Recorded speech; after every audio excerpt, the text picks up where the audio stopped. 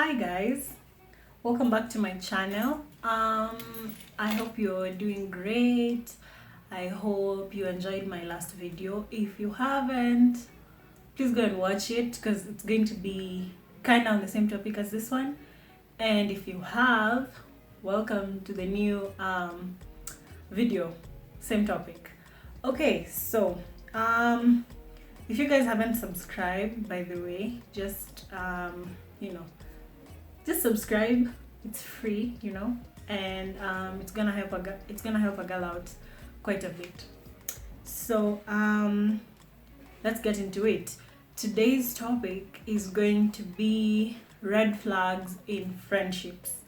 I think these are actually like my top 10 favorite red flags, like when it comes to meeting people and our interactions, all that good stuff. So I'm going to be listing and explaining a little bit, kind of like I did in the previous video, and I hope you enjoy. All right, okay, let's get into it. So number one red flag is snarky comments. Of course, that's a little self-explanatory, so I'm just gonna move past it. Okay. Number two is jealousy. Oh, and these things don't go in any particular order, so just things that I round up and put in a list. So number two, jealousy. So this is the kind of thing that for me, when maybe I have a friend or I'm meeting this new friend and we're starting to hang out, whatever, and then they start being jealous of me, or maybe I start being jealous of them. No one is perfect. I'm not saying I've done this before, but I'm just saying, giving an example. It's a red flag. If your friend is gonna be jealous, or if someone you meet who wants to be your friend is going to be jealous of what you're doing and who you are, then I really don't think you need to keep that energy around you. Or if at all you decide to, maybe talk to them and try to help them, out of it and to be a better person. Okay. This closely ties to people who try to exclude you and prevent you from making other friendships, right? So assuming I'm your friend, which I hope I am, assuming I'm your friend, and then I hear or see that you hang out with another person, then it becomes an issue. I just want you to hang out with me and me alone, and then I want to hang out with you and you alone. That's a bit of a toxic friendship, I think, because like my mentor told me, you have to, even a house doesn't stand on one pillar. So you kind of have to have several strong friendships and strong pillars of friendship to be, to, I guess we'll say, thrive as a person, and to also grow yourself, because everyone has a different thing that you could learn from, that you could borrow from, and everyone has different levels of exposure, different levels of knowledge and experience and expertise. So it would be good to just have, a wide variety of people as your friends, okay, depending on how many you want to keep, really. All right. And then again, in a friendship, assuming you guys have been friends for a while, and then obviously you started sharing confidential information, confidential chats here and there. If it's a friendship, assuming of two people, and every time you're always talking about one person's problems and trying to solve them, and then the other person is usually just, there to help, or there to provide, support, to provide, all these things, then I really think that's a red flag, because this is a selfishness that is really not good. It's like you're using this person. And I understand that sometimes we can find ourselves in situations where we're constantly needing, whether it's emotional support, financial support, whatever it is. But always remember to appreciate your friends and reassure them that you're going to be there for them also when they need you, and show them that as well. All right, so it's normally not necessarily like a today I'm not okay, tomorrow you're not okay, and then so it's gonna be I'll be there for you today, you'll be there for me today, I'll be there for you tomorrow. No, I might not be okay maybe for 3 consecutive times, which I understand, we all deal with a lot, right? And then my friend is there for me throughout this time. I should be able to comfortably, even if, well, not necessarily comfortably, but I should be able to be there for my friend when they need me, you know? Whenever it's gonna come, I really need to be there for them. So if I'm not, and I'm just constantly, you know, taking, and they're constantly giving, or vice versa, then it's really not right. Okay, it's a red flag. Another thing is when you're friends and then someone has issues, wow, personal or not, something happened, the lights, personal or not, you shouldn't disregard their problems, you shouldn't disregard their issues. Okay, so I'm assuming maybe I share something confidential to you, and then you know, decide it's really not that big a deal. Of course, I understand that sometimes it might be that case, but in that particular time, I just came to share it with you because I feel like I need to be heard, you know, I need to have someone who's gonna listen to me. All right, so remember to always try to not disregard people's problems and to, you know, be there for your friends. All right, however way it is, just I don't think I can emphasize this enough. Yeah, so I'm gonna have to check. All right, so I'm back. I think we're fine, or we can make do. Well, they're back.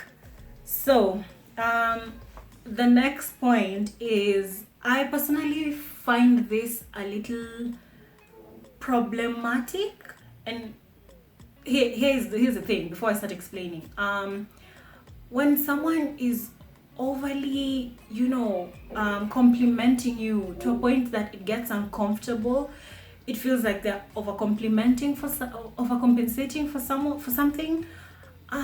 Guys, I don't know, but I feel like it's a red flag, because most times that this has happened to me, I mean, I haven't interacted with everyone in the world, okay? But I'm just saying from my experience, again, all this is just from my experience and my thoughts. So every time that I have interacted with someone and they're over complimenting me, it's normally because they're trying to either get something from me, you know, or get to a point where they're going to manipulate me one way or another, or they're just compensating for something that they're short of. So guys, just be very aware of people who over compliment you to a point that it's now weird, okay? And I think this applies to dating too, and relationships and stuff. I mean, that could be another topic, but I don't like it. Like, I mean, I get you can compliment me, I'll compliment you back, we can compliment each other, you know, depending on the day, depending on, you know, how you look, how you're feeling, you know, all that good stuff. And that's fine. I'm really totally not against it. But there's an extreme that you need to watch out for. Okay, so another thing is, if someone is moving really fast in the friendship, honestly, it's a little bit not, I don't know, I can't find the words, but if someone is moving too fast with the friendship, assuming I meet you today and then you're telling me everything about yourself, first of all, I'm going to be a little hands off of that, and then you want to hang out every time, and then, you know, you want to constantly call my phone or text me every time. Like, if someone is just taking over your life just like that, yeah, that's a no. That's definitely an off balance type thing. I mean, I understand that friendships are not the same, and you should remember that. But like, it's good to have a gradual, more natural relationship or friendship with whoever it is. Okay. Another thing is lack of open-mindedness.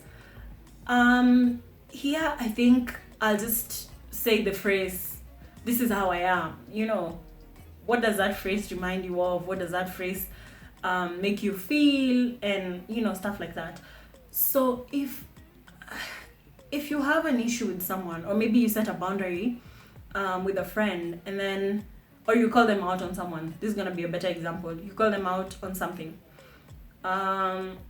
Maybe I don't like how you just show up at my house randomly without informing me that you're coming, and then you overstay, like, you just stay maybe for days, right? Then the person is like, well, but that's just how I am. I'm your friend. I thought this would be okay.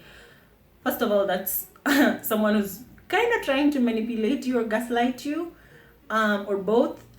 Secondly, just kind of veer off, from that kind of person, because this is someone who can get you into shit, and then you'll have to deal with it.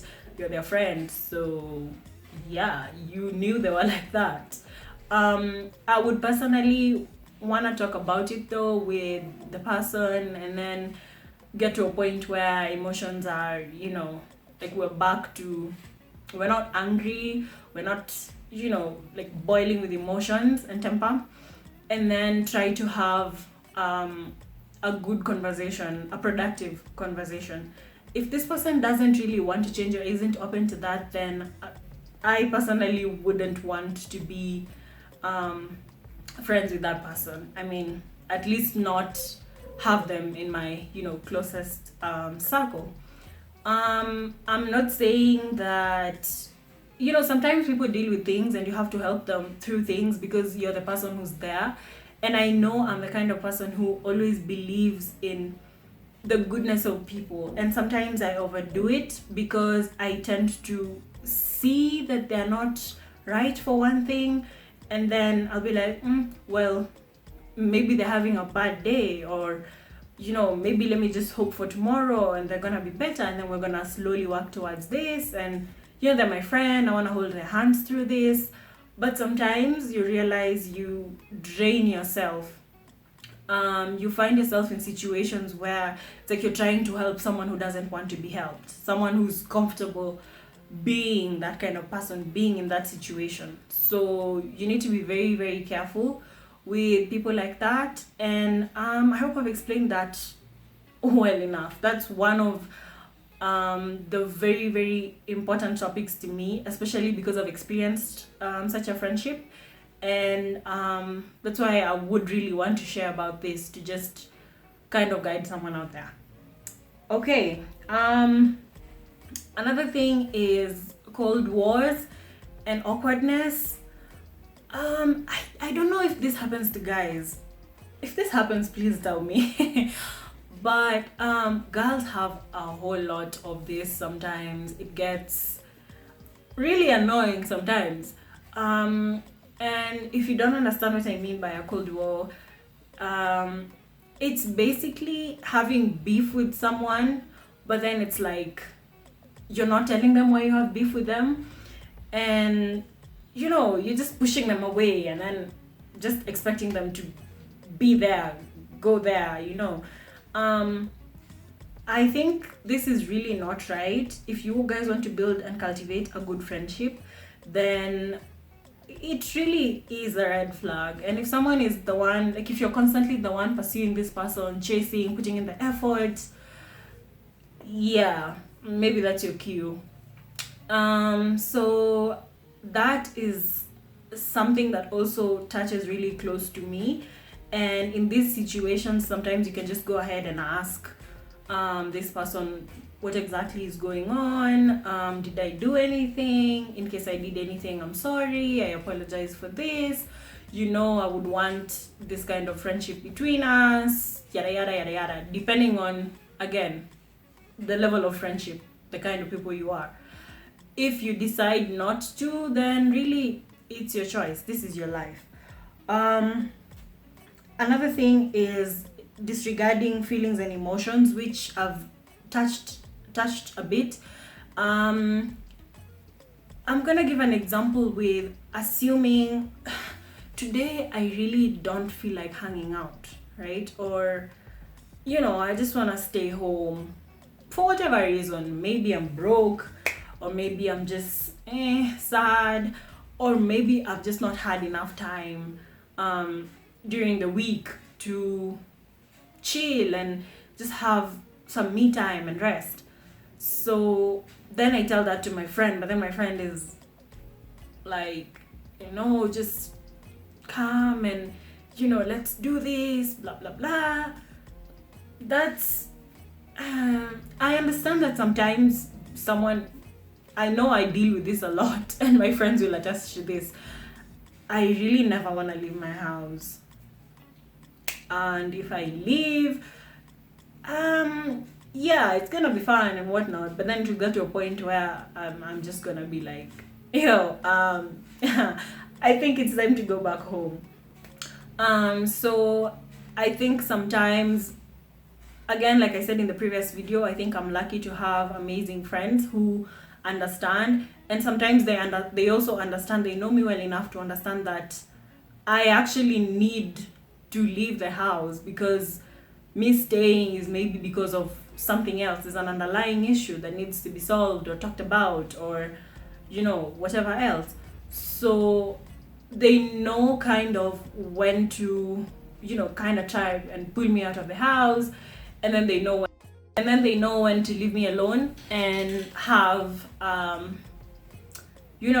okay conversation on the phone or a video call, anything else but me leaving my house to go hang out. Another thing is, if you can't address issues with your friends, if you can't solve issues, or generally just with people, I think that's a red flag. If someone is not able to actually sit down and have a mature adult conversation, I'm assuming we're all adults here and we're all given the ability to speak and express ourselves and understand and all that good stuff. If someone can't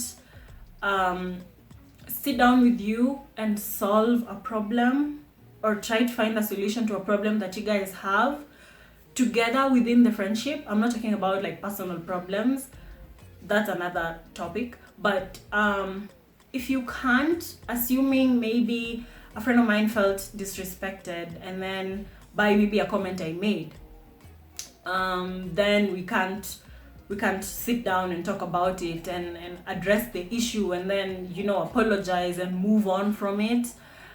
Honestly, I think it's a bit of a drag and it's not right, and whatever. And I'm not saying something should be solved immediately. I'm just saying if you can't eventually solve it and then move on from it. That's it for today, guys. Remember to like, share, and subscribe, and bye.